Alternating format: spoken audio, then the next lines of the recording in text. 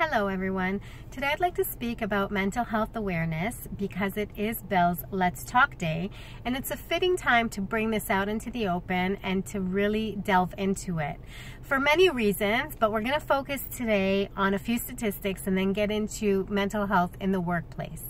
And so I just wanted to explain a little bit about what mental health really is, and then also give a little bit of statistical background.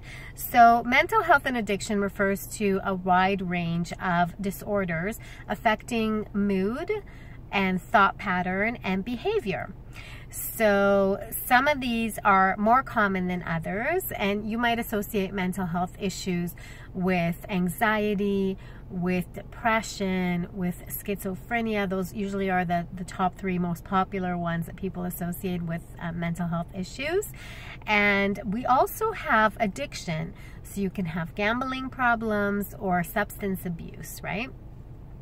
And the severity can obviously be less or more. It can go from mild to very severe, but with the proper medication and with the right support and guidance, most people suffering from these conditions can lead relatively normal lives, and they can have great jobs and great careers, and they can be in the workforce, and they can integrate themselves into many aspects of regular, normal, healthy life, even though they suffer from some of these conditions. And it doesn't have to be a lifelong thing. Some of it can be cured, but sometimes it's not. And when it's not, it just needs to be controlled. So I'm going to give you some statistics. These are based in Canada. They're from CAMH, so you can go on their website and get more detailed information. But just for the purposes of this video, I'm just going to say that in Canada, 1 in 5 people suffer from some sort of mental health issue and or addiction. By the age of 40, 1 in 2 Canadians have or have had some sort of mental health issue.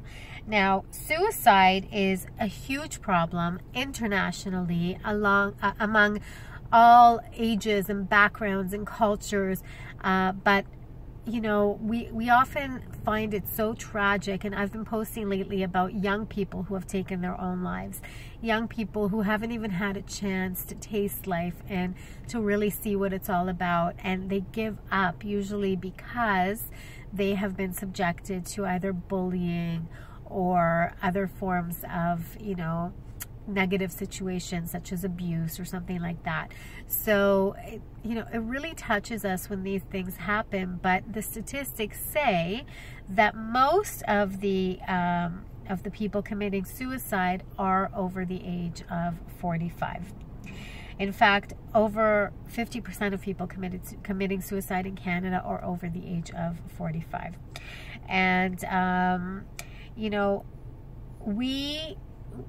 so most of the people that do commit suicide are men, although 2 to 3 times more women are attempting it. So they're not successful, but they are attempting it, which just goes to show you how much worse it could be if those people were to be successful, if those women were to actually be able to commit suicide, how much of an epidemic this would be. I mean, it's horrible, and so many other people are affected, not just the people who we lose, but everyone left behind, whether it's the family, whether it's extended family and friends, whether it's co-workers, or just the community and society as a whole. It's such a loss for everybody because, you know, every life is precious, and we should do everything in our power to be able to save it and preserve it and make it the best life that somebody can live. So because of this stigma around mental health issues in the workforce, the statistic is that only 50% of people would go to their boss or their superior and let them know that that somebody in their family is suffering from mental health issues. And that is so sad, because compared to 72% of people who would disclose that a loved one is suffering from cancer, that's quite a drop. And again, that's because of the stigma. That's because they fear facing consequences that aren't even in their control. So if a loved one suddenly calls and says, you know, I need help, or they're in crisis, they would need to maybe leave work, or they would need to take time off to take care of them. And they're afraid of the repercussions and things that go along with that. So it's really important that employers put certain things in place in order to promote awareness of mental health issues and to really make them feel comfortable to be able to come and say what's going on. 64% of Ontario workers would be concerned about how their workplace would be affected if somebody in the workplace were to suffer from a mental health issue. And that's sad, because as I said before at the beginning of this video, with the right medication and with the right guidance and treatment and support, most people can be quite successful in the workforce. So that is something that we need to fix. There needs to be a change there. And only 39% would actually not tell their managers if they themselves were experiencing a mental health issue. So if you are suffering from depression or anxiety or you know, something else, or you have a substance abuse, or you're a gambler, you would not go to your employer. 39% of the employees would not go to their employer to disclose that. And again, that's because they are afraid of the consequences by doing so. And that is wrong. We need to change this.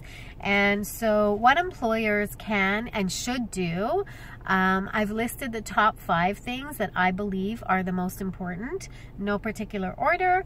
I think that they need to provide a safe place for people to confide, discuss, and address mental health issues, which means that not just the people suffering from it, but also the people who are dealing with someone suffering from it, and also people who are around those suffering from it. So whether it's the actual employee, or a relative of the employee, or somebody who has a friend or a colleague that they know are suffering from a mental health issue, but that person has chosen not to disclose it. So they're trying to help them individually. And unfortunately, as one person, they're not able to offer the help and the support and really, you know, bring it to life and make sure that other people are involved in the well-being of that person as well. So number 2 is have a zero tolerance policy for bullying, discrimination, hate speech, or action.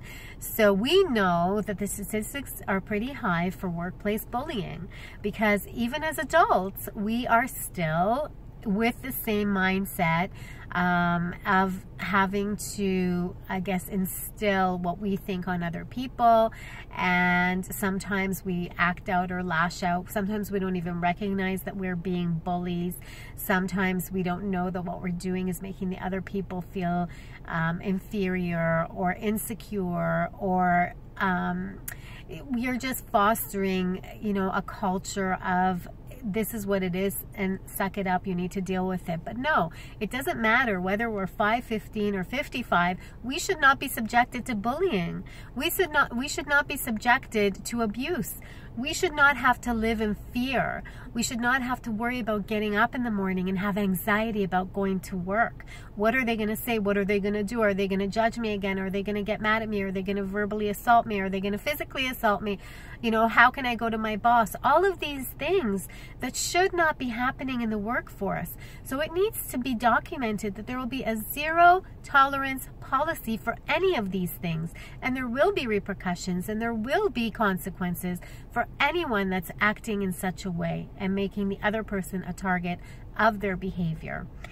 And number 3 is to hold training sessions and workshops to inform and teach employees about mental health issues and discuss them openly. And this will include empathy and inclusion, and teach them, you know, what they can do in certain situations, what the limitations are of the person, if there are any, and show them that while, yes, they may be going through something, it's not something that they can help okay? It's something that they're suffering from, and it's up to us to support them in their journey to heal. So like we said before, with the right therapy, with the right medication, or with the right guidance and support, they're able to lead a normal life. They're able to be successful at work. They're able to do the job that they were hired to do. And by allowing them to be who they really are and to be able to lean on their colleagues and on the management team and HR department, they're actually able to increase their productivity because they have no fear of being judged, of being looked down on, and of somebody, you know, thinking that they're not up to what they need to do because of their disability or because of the condition that they suffer from. So it's really important to have these workshops, and they can be in form of games. They can be in form of team, you know, building events. They can be lunch and learns. They can be actual, you know, workshops that are educational. But all of these things just help bring it to light and help everybody else understand that these things are happening. These things are out there. We can't ignore them. We can't put our head in the sand, pretend that they're not there. They're not going to go away. But how to make the workplace a safer place, a more pleasant place for the person who unfortunately is going through something. So these are things that are really important, and we can get a lot deeper into that. That's what I do when I do corporate training. But for now, these are just tip of the iceberg tips that employers can put into the actual workflow. And number 4 is they need to have conflict resolution practices in place, which means that if there's any sort of something going on where the person is unable to resolve it with another, then HR needs to step in and to offer a solution. They need to resolve it before it escalates, and they need to nip it in the bud. There is no reason for continued, you know, toxic energy and harassment and just bad vibes in the workplace. There's no place for that in the workplace. The workplace is a place where you go to do a job and to be fulfilled in what you're doing, and hopefully it's something that you love to do, and it's your passion. So you're spending more time there than you are at home, and these people are your second family because you're spending more time with them than you do with your own family. So why not make it such a great place to be, because you can be yourself and you can get the support that you need no matter what you're going through. And number 5 is recognize the employee success and acknowledge work or promote work-life balance. So when you are celebrating people's success, you can do so in form of bonuses and awards and things like that. But when you're also enriching the workplace work-life balance, then you're allowing them to be able to have the time and the flexibility to take care of themselves and their loved ones. So if there is something going on, yes, you can have, you know, flexible schedules, and you can give time off in lieu of extra time worked, and you can have all of these different things, and there are a million ways to do it, but overall it's just a matter of attitude and a matter of letting them know that you're going to work with them. You're going to make it palatable, you're going to make it doable, and you're going to make it possible for them to continue working there and to have a positive experience when they do come into the workplace and while they're doing their job. And again, this can be done in so many ways, but you can offer awards for good behavior, for acts of kindness, for empathy, and include those within your work culture. Include that at your parties and, you know, with your end of year bonuses. These are things that your employees will value, and it'll increase your retention rate, and it'll make you a really great employer to work for and a desirable one. So it benefits everyone at the end of the day, and your bottom line is going to increase as well, because the more productive and the happier your employees are, the more revenue you're going to see, and the more success the company will see on a whole. So it's really important to know the signs and to be able to teach your employees to recognize the signs as well, recognize the triggers of what may set someone off, and how to calm them down and regulate them should something happen. And really just be kind. Be a good person. If you were going through something, you would want someone to empathize with you. You would want someone to understand you, and you would want someone to accept you for who you are and to help you through the challenging times. So, you know, it's best to act to others as you would want them to act with you. And it's really important for the employer to promote such things, and to promote and foster and build and nurture a culture of empathy, a culture of inclusion, and a culture of just greatness. Having great people working together as a team, as a family, and everyone benefits at the end of the day. So with that, I'm going to leave you. If you have any questions, you can reach out to me. If you like this video and you found it valuable, please give it a thumbs up. If you think other people need to hear this message, and I think everybody needs to hear this message, please share it, because sharing is caring. And I wish you a beautiful, beautiful day, and we'll see you next time.